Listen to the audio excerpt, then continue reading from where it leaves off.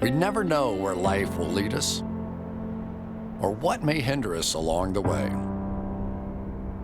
But while every day can feel like one big question mark, it doesn't have to. With the right insights, strategies, and solutions from Western and Southern Financial Group, together we can look ahead to leave the unknown behind. What's Pro Football Focus doing? Last week they had Brady. This week they got Brady. We're literally doing it differently from everybody else. As a matter of fact, moving forward from this point on, I will not make reference to PFF. Do you not understand that they are that way because you're Joe Flacco? And you just like to discredit things that people deserve credit for. That you can't possibly be expected to defend that. Talk about the game, Sam. So, who cares about what people think about us? Yeah, I like football season, and all the things that go with it.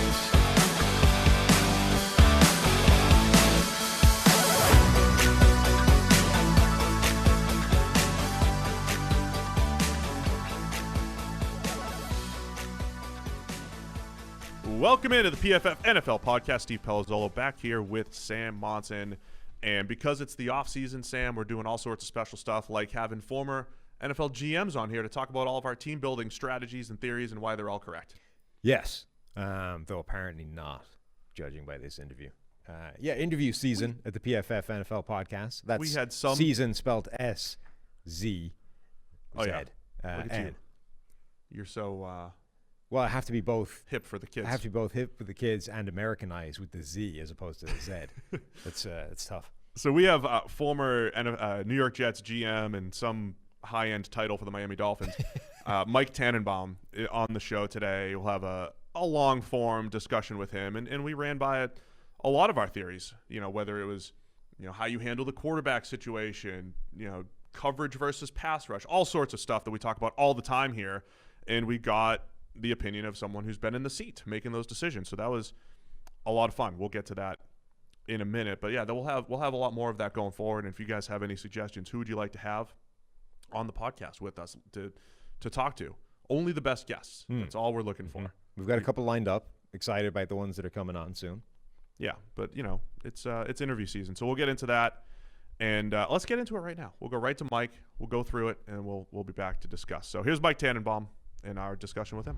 All right, we're just welcoming in Mike Tannenbaum, former general manager of the New York Jets. What was your exact title with the Dolphins? You were still making decisions, right? Yeah, executive vice president of football operations. That does sound pretty important. Fancy. Welcome, Mike. How you doing, man? Great to be with you guys. Hopefully you're staying safe with all this crazy weather going on in Cincinnati. Yeah, we barely made it here. Poor Sam in his Matchbox car. Yeah, it's not a winter car, but it got here. I mean, I'm here. You made it, and you're in sunny Florida, Mike.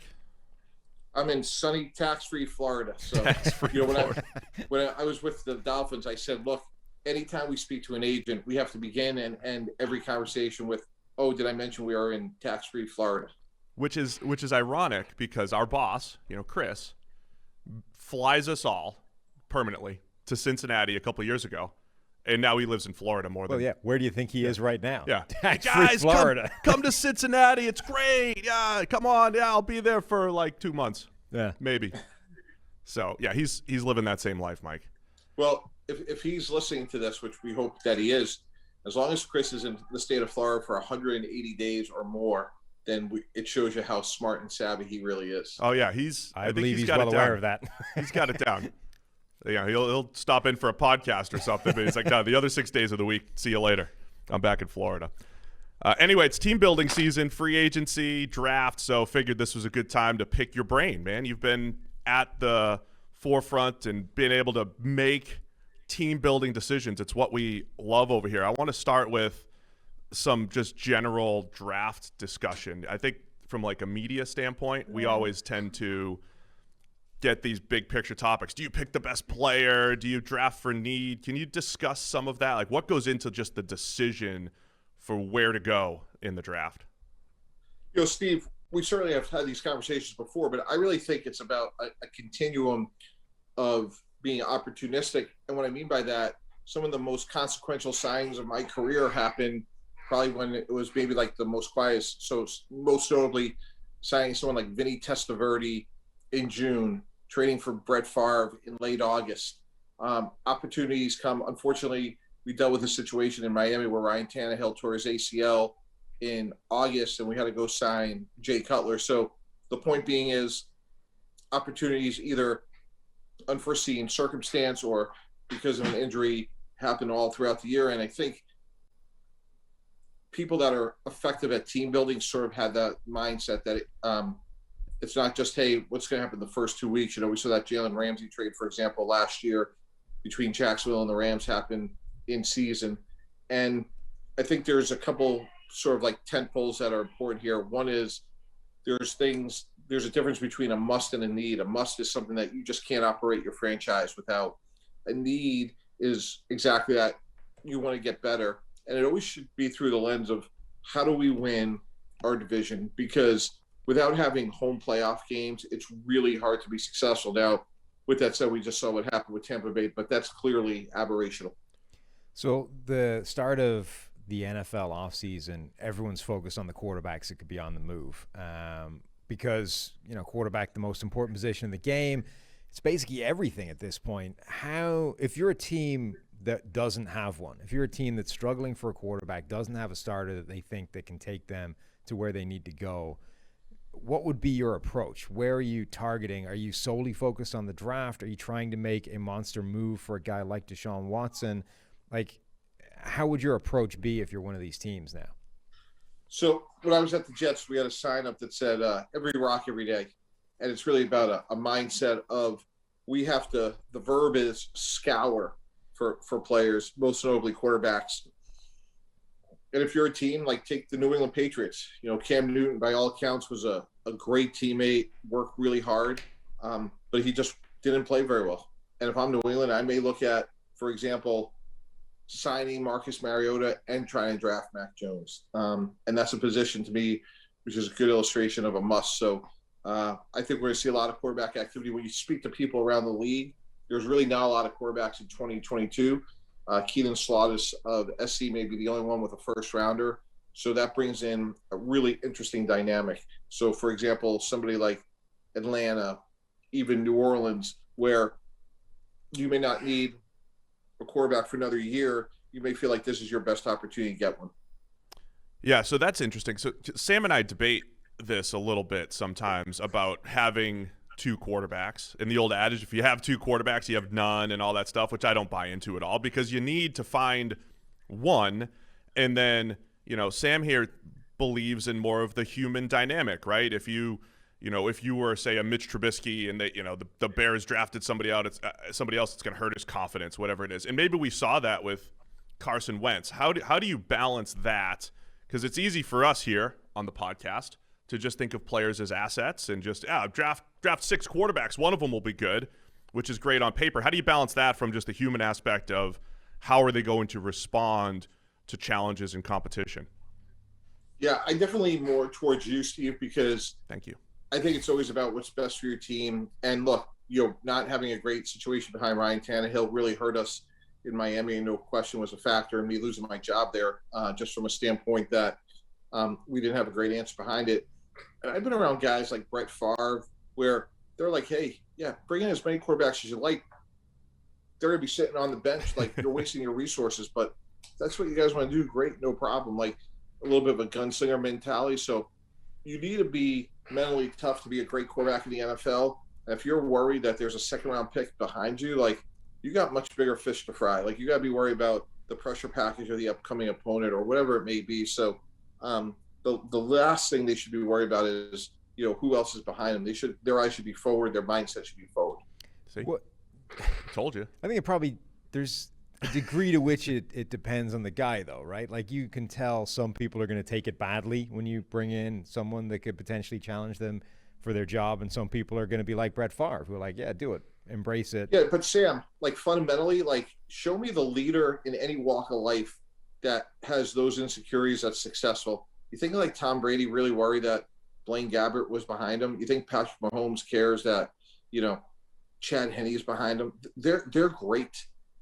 You'd think Jeff Bezos was worried when the board asked him to put a new CFO behind him. No, like greatness is greatness, and you want to lead, you want to inspire.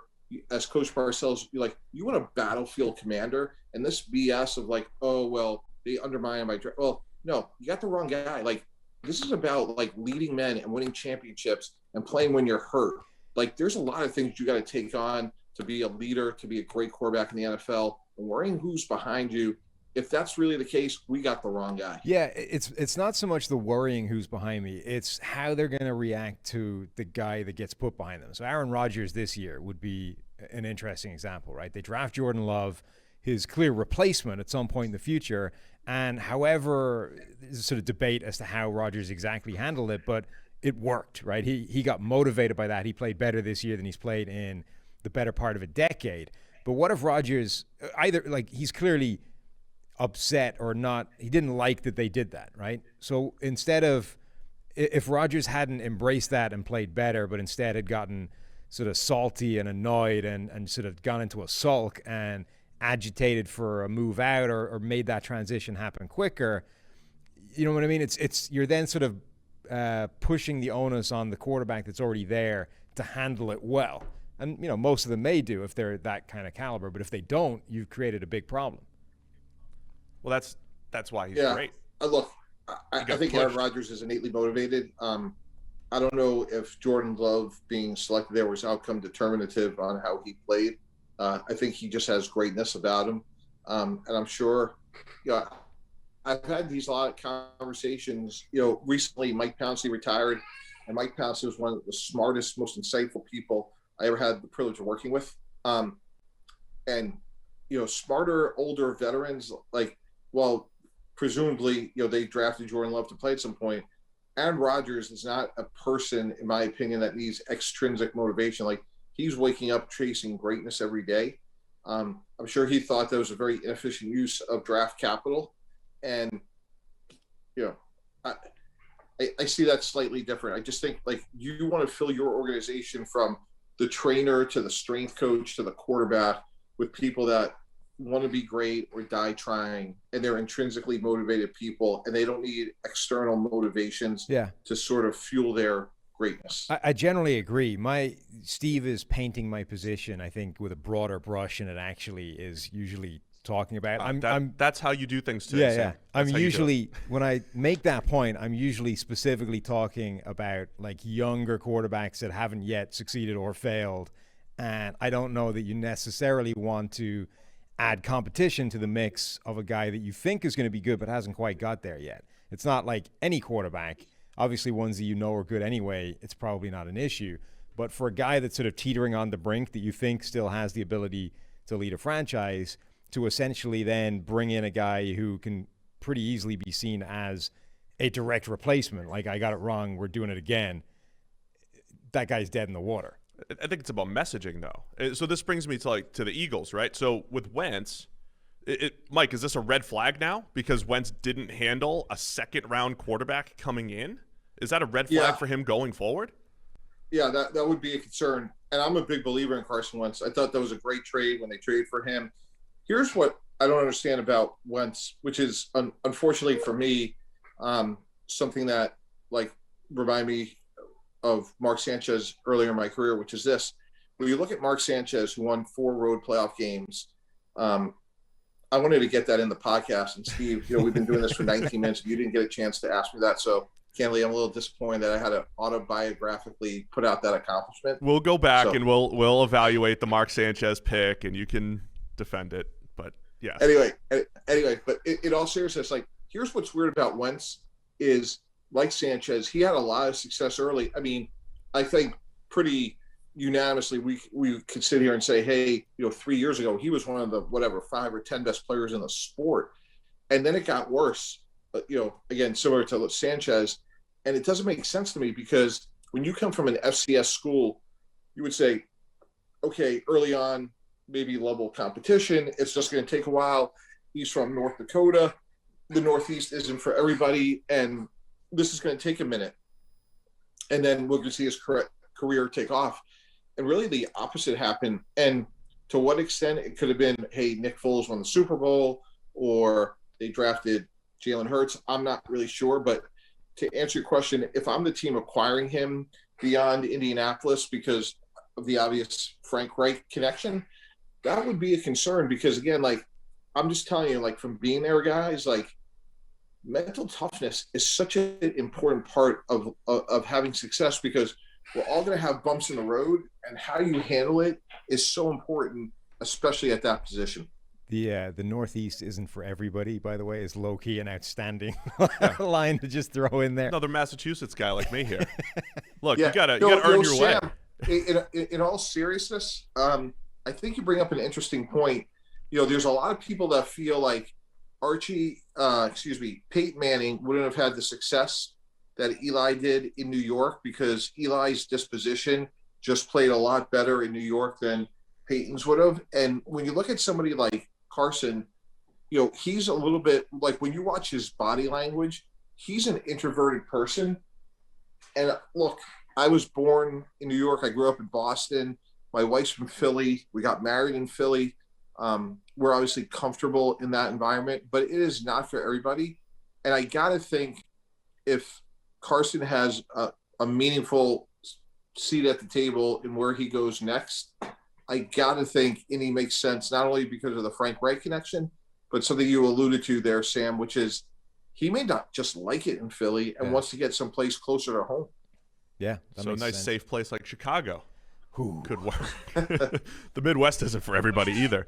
So that's an interesting question that I've been thinking about too, because it sounds like you listen to the Bears in their postseason press conferences, right? And it feels like they're like, hey, we've gotten the quarterback situation wrong. We have to make a move. And I keep all offseason I've been saying they need to make some kind of power move, not a Nick Foles move, but this is a boomer bust. We're either going to find a quarterback or we're going to be out of our job. From a Ryan Pace, Matt Nagy standpoint, as a decision maker, did you ever get to the point where you felt like, man, I'm making decisions to save my job for a year, to buy time? Did you ever put the future of the franchise at risk maybe for 1 year? And do you see that, not so much you, but just decision makers around the league, how do you balance that when you're actually in the seats making those decisions? Yeah, no, those are great questions. A lot to chew on there. But, one point in my career was about Chad Pennington. We had the opportunity to go get Brett Favre, and you won't find a better human being in any walk of life than Chad Pennington. I mean, he is a rare human being. I couldn't talk enough about his character, his leadership, and he was a really good NFL quarterback. Yeah. He wasn't great. He was good. And we always felt that as long as he was our quarterback, we can make the playoffs, but we were not going to consistently go beat Tom Brady. And we had a chance to go get Brett Favre. And our calculus was, like you just, to use your term, Steve, let's go make the power move, because as much as we love Chad, if we ask ourselves in a very honest and sober way, it's not going to happen.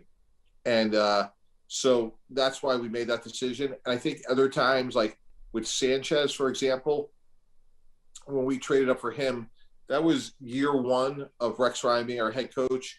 And really what I was hoping to accomplish with that was, hey, we just got this new head coach. Boy, it would be great if we could go get him and our quarterback in the same year and say, hey, the face of our franchise is Mark Sanchez, Rex Ryan, tie them together and just go and let them grow and develop together. And that was kind of our thinking on that as well. Do you think so? What you said there was interesting to me, because I've got this theory that the decision that you had to make, I feel like, was less prevalent around the NFL 10, 15 years ago, which was, we have a pretty good quarterback, but there's a better option out there. And I definitely feel like we hit a lull in the NFL where starters were tough to come by, right? Like early part of last decade, A.J. McCarron would throw 3 good passes in a game, and everybody's like, that's it. Throw a first-round pick at the Bengals. Go get A.J. McCarron. Go get the next hot backup, whoever it is. But now you have teams saying, the Rams, Jared Goff's good. He's a starter. He's a capable starter. We want better. And I don't know if the Raiders believe that about Derek Carr, but I imagine if, again, Deshaun Watson's out there, they have to think about it. Do you think the NFL's evolved a little bit as far as the number of starting quarterbacks and the decisions teams are making to upgrade from a starter, which was tough to find 10 years ago. Yeah, I think there's a little bit to it. Look, I think Sean McVay's a good coach, and I don't think this was his finest moment at all. And here's why. You guys are sitting in a beautiful, beautiful podcast studio. Thank you. And if 2 years ago, Steve, you said to Chris Collinsworth, hey, Chris, we need to upgrade and get a state-of-the-art, beautiful podcast, and Chris went out and spent really good money, top-of-the-line money, to get this beautiful podcast studio. And then 18 months later, you walk in and said, hey, Chris, this podcast studio, it stinks. And we're out of here today, and go spend double and triple because NBC Sports or ESPN's podcast studio is better, and I'm never doing a podcast in here again. So this stinks. And 18 months ago, what I said doesn't matter. I'm done here. I'm not coming back in until I get a new studio. That's what Sean McVay did. 18 months ago, he said, Mr. Kroenke, go give Jared Goff $100 million in guarantees. We can win a Super Bowl with him. 18 months later, I'm going to go play John Wolford. We can't win with this guy. That's not acceptable. That is not acceptable as a leader. And just like Chris Collinsworth, presumably would not give you another podcast studio in 18 months. Maybe I'm wrong if Chris is listening. See how persuasive we are. But the point is, that to me is a failure at the coaching level of what you evaluated 18 short months ago. It's not okay. $100 million is a lot of money. You're really putting the franchise in a really, really tough situation. So, that's sort of one way to look at it. The other way to look at it is to say we are chasing greatness. I think Derek Carr is this decade's version of Chad Pennington. He's a great guy. He's a good player. And all of a sudden, I'm John Gruden, and I left the comforts of the Monday night booth. Now I got to go compete. And you can throw in Justin Herbert, and Mahomes. I'm not going to get to where I want to go with Derek Carr. That is the honest, sober reality of that. Just like we made that determination with Chad Pennington. And if you ask me, I think the Raiders have zero chance of winning a title. And I think they're going to be stuck in this rut of winning 6 to 9 games for the foreseeable future. And I think John's in a really tough situation. Yeah, I think the Raiders are a great example of exactly that, because they're in that division with Mahomes. It's the same thing as Brady all over again. Jumping back to the Sean McVay thing, though, don't you think that there is merit, and it's actually laudable to, once you've made the mistake, the damage is already done, right? Don't you actually do the best for your franchise in recognizing the mistake as soon as possible and trying to do what you can to fix it, because the alternative is you either say, well, I'm stuck with this. We made this bed. We have to lie in it and struggle through the inferior quarterback for however long that lasts. Or you say that mistake is so egregious that it needs to cost Sean McVay his job, which feels like, cutting off your nose to spite your face. Isn't the best thing for everybody involved to say, yeah, look, he screwed up. It's bad. We're in a hole. We lost a lot of money. But the best thing we can do is to cut out the rot now and move on. Yeah, well, context is everything. You get a second-round pick wrong, you can live to fight another day. You sign, player X to a high-level free agent deal, and that doesn't work out. You probably could live to fight another day. You give somebody $100 million, $100 million. Your expertise is that position, and 18 months later, you can't win with him. I got real challenges with that, and I've said this before. If I was sitting there, my point of view would be is, you know what, Sean, reluctantly, we're going to make this trade, but it really looks very poor on you. It doesn't make you look like you're a problem solver. It makes you look like an emotional evaluator. And it doesn't seem like you're willing to roll up your sleeves and fix what's wrong with Jared Goff, who, by the way, took us to the Super Bowl. So I understand about cutting your losses. I've made my fair share of mistakes and moved on from players. No one's going to bat 1,000.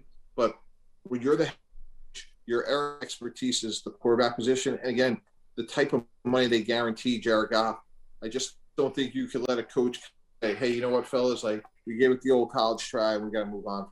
Do you think the fact that they did pay Goff that money, or that the Eagles paid Wentz that money, is a little bit of what I was referring to before? And maybe Dallas had it right. in some parts to slow play Dak Prescott, right? So again, there was a point, I think, where it's like, I can't even find a starter, and if you have one, just pay him. There was a reason, like at one point, Derek Carr was the highest paid quarterback, and Joe Flacco, and it was just this revolving door of starters. Alex Smith got a $100 million contract because he was a starter. That's what, like, he's the epitome of it's 2013, and the Andy Dalton rule, Mike, is what I've said, right? You're either above Andy Dalton and you have a starter, or you're below Andy Dalton and you're looking, and that was like 10 to 12 teams, 15 teams at that point. So was like the Goff deal kind of like the end of that, where teams just said, I've got a starter, I have to pay him because I've got this fear of being out there? Or is it still scary being out there? Like the Patriots are not in a great spot. The Steelers are about to not be in a good spot, right? I mean, where's that balance of like locking up that middle-class starter for high-end money versus just saying, that's fine. I'm moving on from Jared Goff, like if the Rams did that a couple years ago. Yeah, well, I think those are two different scenarios because of what was a fourth round pick, and I think in Prescott's case, my view of that is that's a $40 to $50 million mistake, because if they signed him 2 years ago, he would have cost roughly $32 to $33 million. Ironically, it's the Goff, Wentz, Aaron Rodgers market at the time. Now the deal is $40 million. Yeah, he has to be north of Deshaun Watson. And on a 4 or 5 year deal, that's a $50 million mistake. And to put that in context, guys, it's already cost you someone like Byron Jones, a really good player. Yeah. They paid Zeke when they didn't have to. So I think those situations are somewhat analogous, but they're different, Steve, in my opinion, because Goff, you had a little bit more time before you had to commit to it. And what I would have said at the time was, hey guys, like we're paying $32 million. If we are wrong and he's great, what's the delta? What's the change? What's the difference? 33, maybe 34, 35 million. So we're betting 100 million to save 3 million. That doesn't seem like a great sort of like proposition. Whereas in Jerry's case, he just paid the wrong guy. He paid Zeke when he didn't have to. Yeah. Zeke had multiple years on his deal.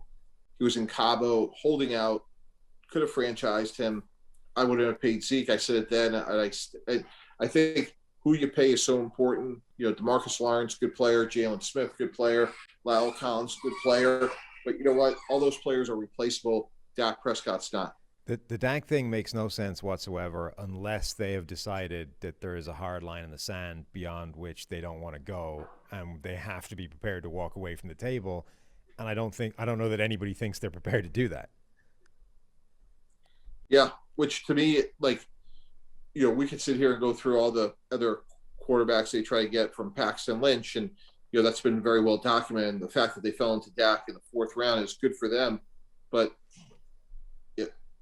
this is a little bit tongue in cheek, but if you go back to this past year, you could say that Dak Prescott's one of the 5 most valuable players in the sport, and by him not playing, he increased his value because Andy Dalton is, to me, a different version of Pennington or Derek Carr, maybe a little bit below Carr at this point. But the point being is those are replaceable parts. Like Dak Prescott's a guy you could go win with. And it's sometimes we overcomplicate things, but you want Dak Prescott on your team and your building, his leadership.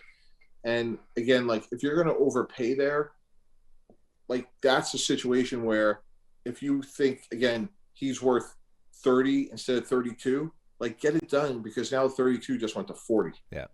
Do you hate running backs like we do? Don't raise your kids. Of the 4,000 kids you have, Steve, make sure none of them are running backs. Yes. Trust me, given their body types, he's not a running back amongst them. When my oldest is like 6'6", $170, I don't have to worry about him toting the rock. Is my That's feeling. not going to go well. So yeah, we're anti-running back here generally at PFF, but we take pretty hard, strong stances, and there's nuance to everything. Where do you stand on second contract running backs, first round running backs, and just the idea that it's the most replaceable position in the NFL? Yeah, that's what the data says, right? You look at, you just go back a couple of years ago, like none of these guys are playing out their deals. Todd Gurley, there was a bunch of them like where they all got like extensions, and then it just seems like none of them are still with their team. And look, as great as McCaffrey is, he just got hurt. I think Kamara is a great player.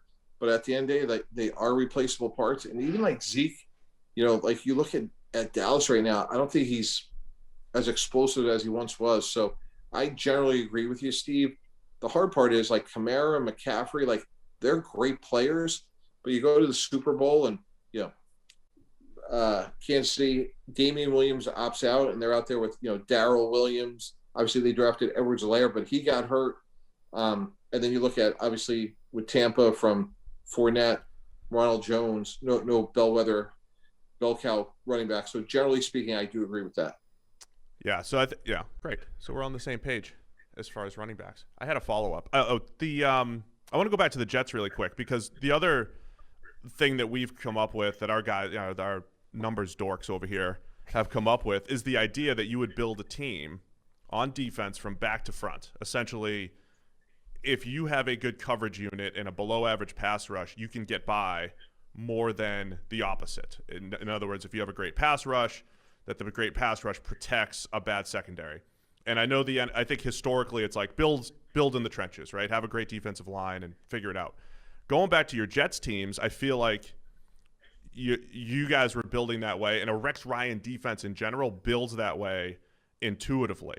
So a Rex Ryan defense, from what I see, is you guys had Darrelle Revis, Antonio Cromartie, and then drafted Kyle Wilson in the first round, a corner, where 10 years ago you're like, that's not a starter, even though the league was evolving that way, right? So I feel like intuitively you guys were there. And then Rex schemes up pressure. There was no elite high-end pass rusher, I don't think, for most of Rex Ryan's, any of his teams. Is that something you guys have discussed, considered? Did you intuitively get to that conclusion, or did you not even get to that conclusion? Where would you stand on this idea of like coverage, pass rush, and building that defense? It's interesting. Rex would agree with that, Steve, that he was always like, let's play man-to-man on the back end, the map. Like, if they're keeping in 5, we're sending 6. If they're keeping the back end, we're sending 7. That's kind of like the way he like wanted to see the game.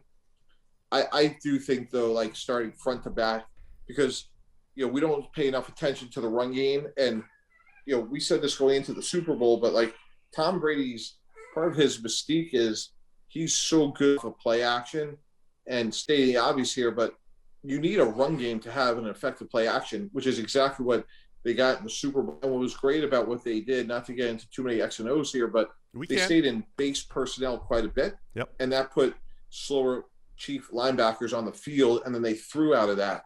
And the reason that's, to me, related to your question, Steve, is a good defensive line can stop the run and rush the passer. So I understand the value of the back end. We paid Revis handsomely, but I think starting with a good front is, you can't go wrong with a good defensive line.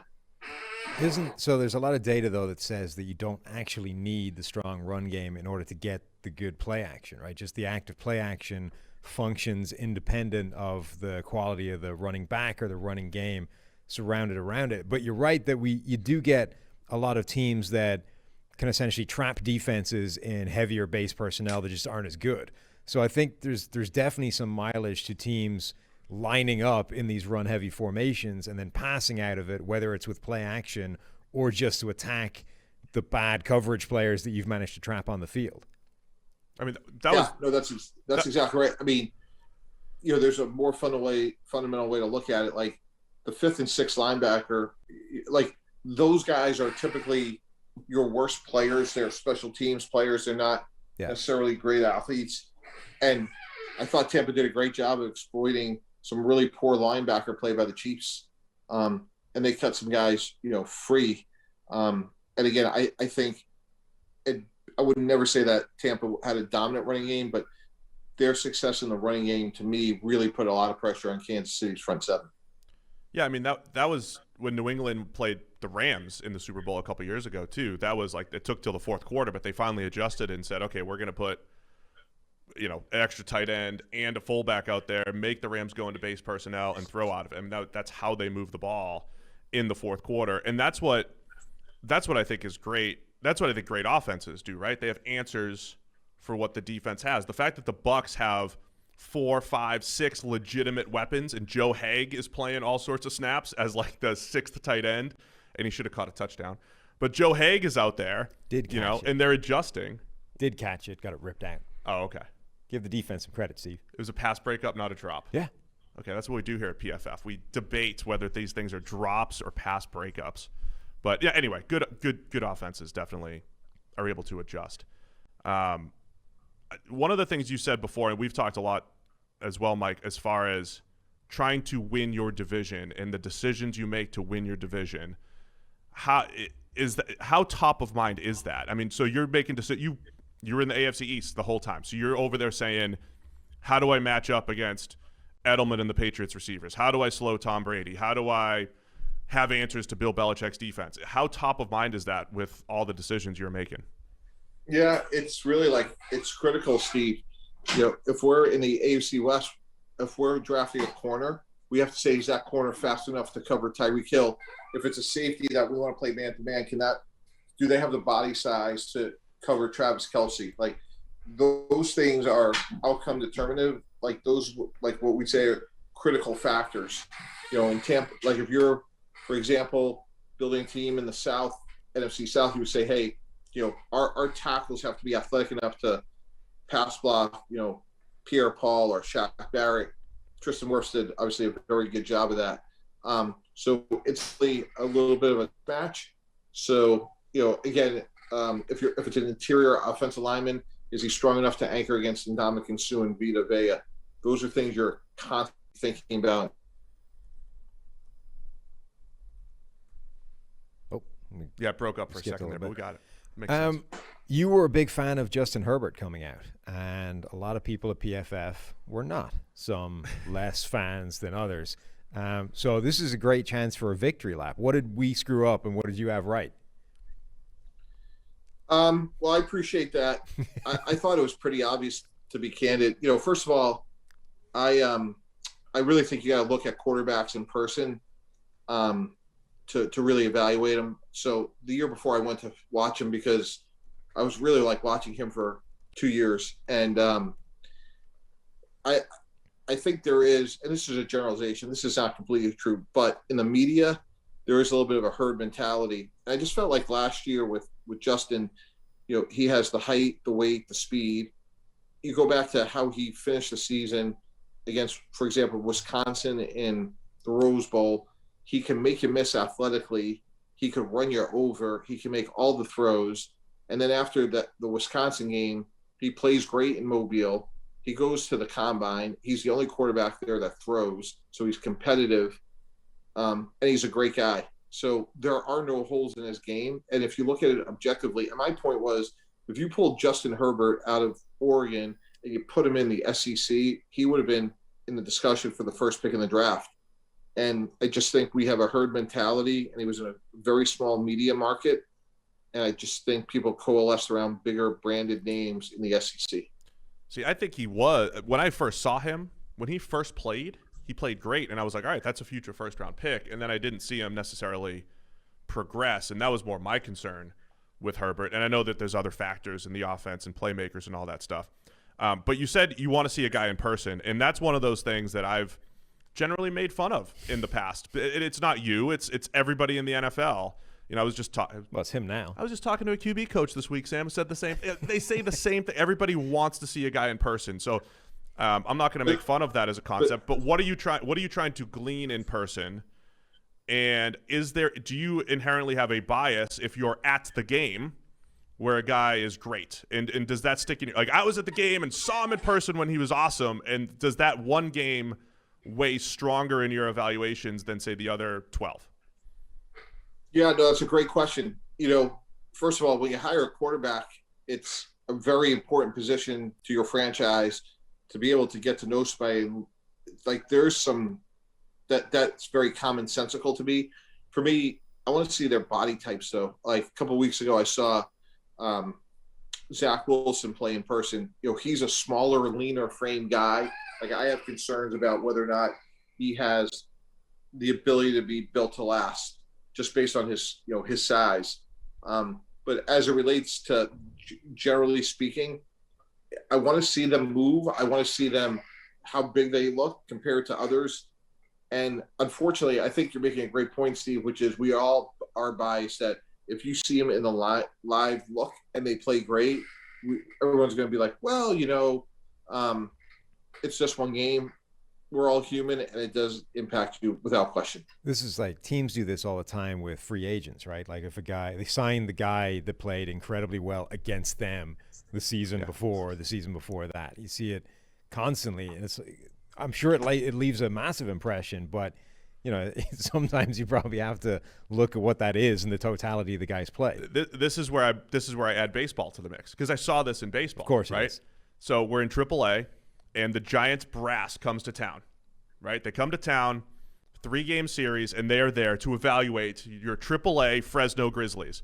One of my old roommates is our starting catcher. He had like 2 hits in a month. He was terrible. He goes out this weekend, hits like 3 home runs, couple doubles. He's already a great defensive catcher. He's in the big leagues in a week. And it was literally because they were there for the 3 games. And I'm not saying he didn't deserve it or they made the wrong move or anything like that, but I've just seen it's like you have 1,000 data points and you're going to use 10 because you saw them. And again, I'm speaking very generally here, Mike, but just that balance of like what I saw weighing more or less, because again, you can make a rugby analogy now if you want to. No, I'm good. Okay. But that's how I incorporate baseball into the podcast here. Well done. Thanks. Anyway, so that's all the credit you're getting for that. I want to wrap it up with this. You and I last year, we were hanging out, we were going to the NFL Combine, and we were talking about the Detroit Lions at number 3. And at the time, it felt like that question I had before, right? Matt Patricia maybe is in his last year. The whole regime's in their last year, and they're sitting there at number 3. And I think you made the comment to me, you were like, if the Lions were doing what was best for the Detroit Lions, they would consider Tua. And you said Tua at the time, even though I think Herbert is your guy, they would consider, if you were there, maybe you would have taken Herbert.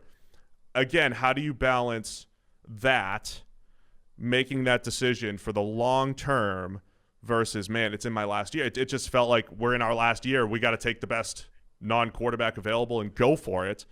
And are there owners that would balance that a little bit and say, no, like Matthew Stafford's not going to be here very long, as we've seen.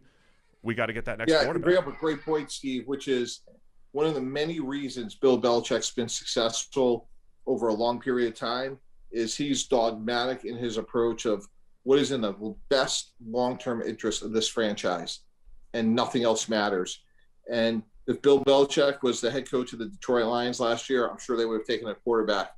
And time and time again, he always let guys graduate, great players, just let them go to another team when that didn't fit his model.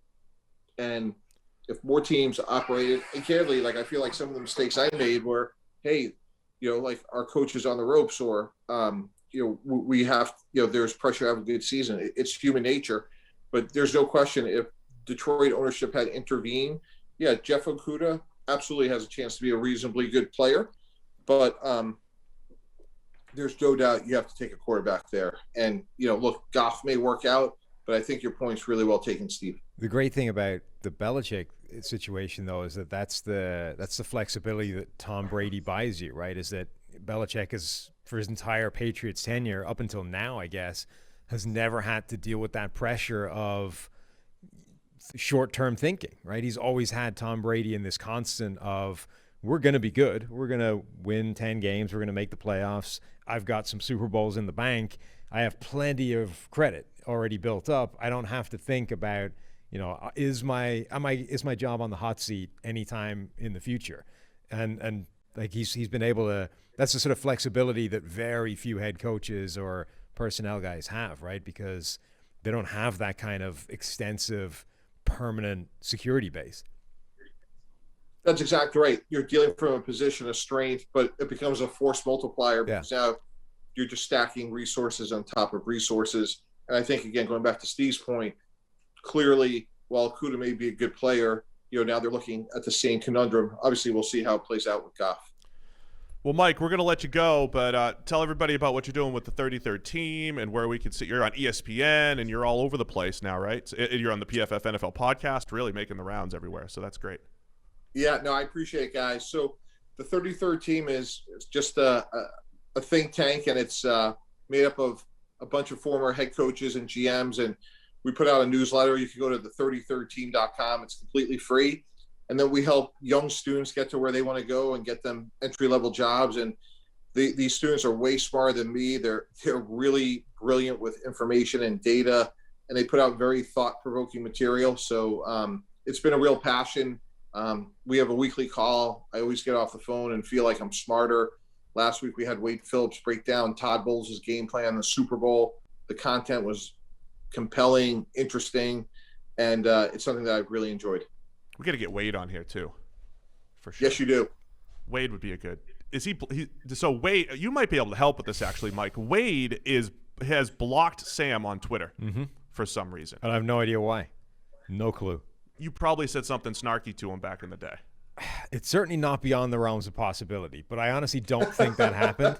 Like, do you remember when Brandon Graham blocked me, right? Yeah. I think what happens is sometimes you get in these Twitter chains, there's like 4 or 5 people in all replying, and somebody says something over the line, so he just gets blocked. The whole thing gets blocked, right? So Brandon Graham gave me a hug after he blocked me. He had no idea. Yeah, I remember that. Yeah. I was there for the hug. Maybe Right. Wade would hug it out with you too. Maybe. So, or maybe I did say something bad back in the day. Who knows? Mike, with your 33rd team connections, if you could pull that off, maybe get Wade to unblock Sam, and maybe we'll have him on the podcast at some point.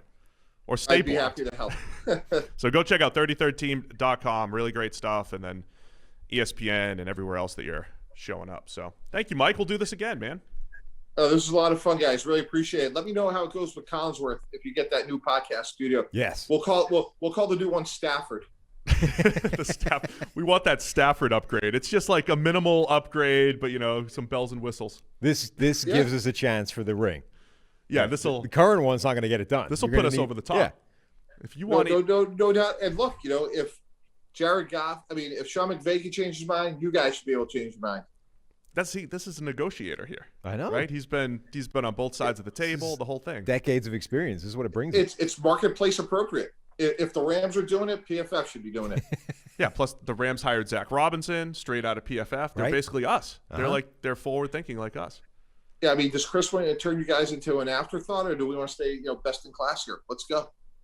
If Chris is still listening to the show, it might already be sold. Yeah. He usually turns us off after 30 minutes, I think. Either that or we need to bring Mike in to negotiate on our behalf. Yeah, once COVID's over, we'll fly you back in. We'll take you to the Eagle.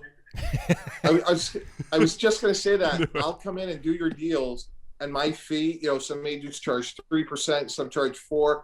I just charge a couple of pieces of fried chicken. Easy. We can do that. We no got problem. that. We'll take you right down the street. We got to get the Eagle to sponsor this place. The pod too. We'll get that. Look at this endorsement. I'll do that. I'll do that all in the same trip. Yes. Your deal, the new podcast Perfect. studio, This and is great. PFF podcast brought to you. Hey, and maybe they'll do the 33rd newsletter while we're at it. Now we're Just talking. roll it all in. This is a multi-team deal. I like it. I like where your brain's at. So, anyway, thank you, Mike. Much appreciated. We'll do it again, man. All right, thanks, guys. Thanks Thank for you, having sir. me. Appreciate it. All right, Sam. See that? He agreed with a lot of my stuff. Yeah. Ish. Okay. No, I think it's good because we can sometimes get into this. We live in a vacuum, right? And it's like it's easy to make decisions from behind the desk in our beautiful studio. He's a really interesting blend of he understands the things that we're talking about, right? It's not like he's not looking at this as, nerd talk. We don't need to listen to that. It's noise in the background. They bring the numbers. Sometimes it says things you can trust. Sometimes it doesn't. Let's, not really pay any attention to it. He understands what we're talking about. He agrees with a lot of the data. And he's this he also brings the kind of old school, set way of doing things to the table. And there's a kind of quite a fascinating blend of the two where he's kept a lot of those old school ways of thinking. And, some of them we don't agree with, but he actually has it's a coherent way of justifying them. It's not just, hey, here's the crazy things I still, agree with from the 1980s. He's found a way of meshing the two in his brain in a way that's pretty fascinating. Yeah. So, I was joking with him about the seeing quarterbacks in person, but, when and if I'm a GM, I would go see quarterbacks in person. I think there are things to glean from being in person. The fact that we saw Tua on the field this year with Miami, it's like, man, he kind of feels small. He feels like this doesn't look great. And I do like to see velocity in person. I thought there was a benefit being at the Senior Bowl a couple years ago, watching Carson Wentz. It was Carson Wentz, Jeff Driscoll, Kevin Hogan, and Cody Kessler all on the same team. And I could see, like, Wentz throws the ball with carry. Driscoll, number 2 arm strength. You were about to slander Cody Kessler. Then you've got Kevin Hogan, number 3. And then way down here, number 4 was Cody Kessler as far as arm strength. And you saw that on film. But, like, you really see the way the ball carries in person and all that stuff. But I also think my point about, like, overweighing the actual performance of the game that's the thing. is so the tricky it's part. Now it becomes a balance of you can definitely take some interesting information. I mean, we've talked before about how there are guys where just putting them in a different uniform in a different team makes them look different in terms of size, speed. Just they don't seem like the same player. And so you can, I'm sure it's easier to pick up that kind of thing just where they are from those sort of standpoints in person, from 25 feet away as opposed to from a high TV vantage point. But how do you balance that against wanting to overweigh what you saw on the game where you showed up live, right? Right. So, yes, like it's almost like you need to go there, see the guy, only pay attention to those things, and then run the hell away before the game actually starts, before Right. you have a chance to therefore massively overvalue what you saw, whether it was good or bad in the actual performance. I think you're right, though, as far as Mike being a blend of old and new school. I think I would guess there was a point 10 years ago where he felt fine about paying a running back or whatever it might be. And then, I talked to Mike a lot about various things, and he says, I love data. I love information, and I like to weigh all of it in decision-making process. And it does feel like through the years, he's like, man, the data, as he said, the data just points against paying running backs. But he's a believer in QB size, and that's part of the reason why he liked Herbert, the durability aspect and everything. And I don't necessarily agree with that. I think playing style is probably more important when it comes to injury concern. And if we presented a study of that to him, maybe he would also, adjust a little bit, right? If the data backed it up. Yeah, I mean, he's got some kind of interesting ways of thinking about it. Like some of the stuff he said, I think was, genuinely not just interesting, but like actually challenging to the way that you would just automatically do things. Yeah. The other part that I'll always find fascinating, again, is like when a Rex Ryan or a Bill Belichick or whatever, they come to conclusions that we've developed in spreadsheets and in R. Yeah. And they come to them intuitively, and that there's agreement there. Maybe the most interesting sort of argument that he was presenting, though, was that Sean McVay one. The idea that we hadn't listened through, we haven't thought of it through that angle. Right. The idea that basically the mistake that you made, admitting a mistake is good, but the mistake that you made is so big and so egregious that it is a permanent stain on what, like, your standing right now. So, okay, if I'm the guy green lighting what you want to do, you want to take Jared Goff, junk him, move to Matthew Stafford, I will okay that, but you have to understand that this permanently damages your standing within this organization because this is a catastrophic mistake. So we'll wrap it up with this. I do wonder, though, and this was Mike Renner's quote a couple years ago that I've somewhat stolen because I think it was really good. Renner said a smart GM would go into that first interview with an owner and say, I don't know everything. I'm paraphrasing, but I've adjusted a little bit. I don't know everything. I'm not going to hit on every player. I'm not going to hit on every quarterback, but we're going to try and try and try, and we're going to miss.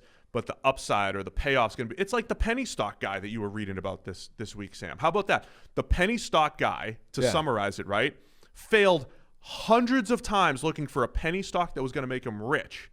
And he actually hit on 2 of them. One of them he just forgot to cash out at the right time. The second one made him $25 million with GameStop. But honestly, if that's how you handle the quarterback situation, that's okay, right? So I agree, but that's not his point. His point is that you essentially said this was the guy and pushed for the $100 million contract. Like, trading for him or getting him, acquiring Goff in the first place was not the mistake. Shooting, believing he was the guy, going after him aggressively in the draft, all of that is fine. Declaring he was the guy and handing him the giant $100 million contract, and then 18 months later turning around and saying, nope, missed, got it wrong. That's the issue. Like, it's not, all of the stuff before that is fine. And if he'd then fallen off a cliff and hadn't worked out, no problem. No harm, no foul. That's just the cost of doing business when it comes to finding quarterbacks. But if you were the guy that said, this is it, we've done it, we found our guy, Super Bowls abound, baby, let's go, let's throw him the money and we'll roll. And then turn around and be like, no, actually, I want rid of this guy. Give me Matthew Stafford and make it happen. That's the issue. And I think it's an interesting thing because I've been thinking of it like, look, it's a good thing. Recognize your mistakes, understand where you screwed up, and get out of it as fast as humanly possible. And that's one of those things that, bad teams tie themselves down to mistakes for too long, and they don't allow themselves to get out from under it because they would look bad. So I think generally it's a good thing to think, look, I don't care if I look bad. This is the right thing to do. But I think it's a really interesting perspective he brings of that's fine, but this should be like a permanent marring of your standing in this organization because like that's a kind of mistake that you can't just sweep under the rug, right? And it doesn't mean that you get fired. It's not a job killer necessarily because you're still winning, you're still doing well, but it should damage you in everybody's eyes. How much? Okay, yeah. So you're right. You're absolutely right. It's definitely perspective that we didn't have originally. I would only say that the new information that's been presented since maybe 2 years ago is that maybe you have the 49ers who are better when they have a starting quarterback. That's been confirmed since that contract. We have the Arizona Cardinals who have Kyler Murray, and then despite Russell Wilson's second half collapse last year, he's still a top 3 quarterback in the NFL, right, going forward. I wonder how much it's that, too, where McVay said, I thought we could win with Goff, but look at the division right now. We need to have a better, we can't have the worst quarterback in the division. So I don't know. I see it from all these different angles, but I like the perspective that Mike brought, which is definitely different from what we had and how it speaks of you to the owner. Mm-hmm. That is definitely stuff that from behind the PFF desk we don't consider. And even the GM. Like if you were the guy pushing this, it should damage you. And it doesn't – I thought initially he was going down this sort of hardline route of – if you can have one of two things. You can have your job or you can have the move that you want, right? Yeah. Because admitting this mistake is essentially a disqualifying event in your career. Like, we have to get rid of you.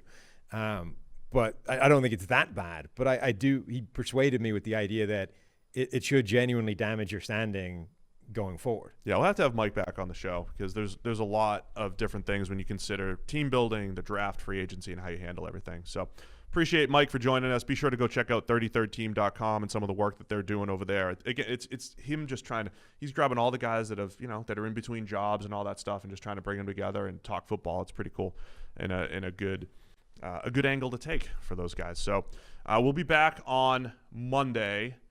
I'm not sure. We might have another interview for the Monday podcast, right? So you just never know what we're going to bring. But it's going to be some more off-season free agency draft discussion. Stick with us here. Generally speaking, we're going to try and have a regular podcast Monday and an interview podcast Thursday. But scheduling, issues in terms of when we can get guests might juggle that at times. Either way, you're going to hear a full podcast with us at times, and then times where we just have a nice discussion. So should be fun. Again, hit us up with guests and go check out the PFF NFL Daily if you haven't already subscribed. Thanks to everybody for tuning in. See you guys Monday. Wave.